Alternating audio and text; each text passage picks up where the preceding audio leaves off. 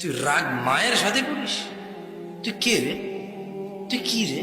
কত নরম ছিলি তুই জানিস? তোর পায়খানার প্রেশার আসছে তুই বলতে পারিস না, এটা কখন বের হয়ে গেছে সেটাও তুই বলতে পারিস না। তুই এটা হাতে নিছিস আর তুই পায়খানা খাচ্ছিস। তোর ওই অবস্থায় তোর নিরাপত্তা দিয়েছিস। তুই এতটাই নরম ছিলি যে তারা ভয় থাকতো যদি তুই ওদের পিঠের নিচে এসে মারা যাস।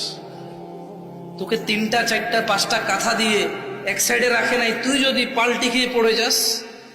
নিজেরা স্বামী স্ত্রী একটু কম জায়গায় শুয়েছে, কখনো কখনো মেঝেতে বিছনা করে তোর বাপে শুয়েছে, তোর মা তোকে নিয়ে খাটে শুয়েছে, তুই যাতে না পড়ে যাস। তুই রাগ করিস? তুই কে রে? তোর ছোটবেলাকে তুই বাদ দে রে, তুই তোর ওই ছোটবেলাটাকে বাদ দে যখন তোর মা তোকে এভাবে ধরছে তোর ভালোর জন্য।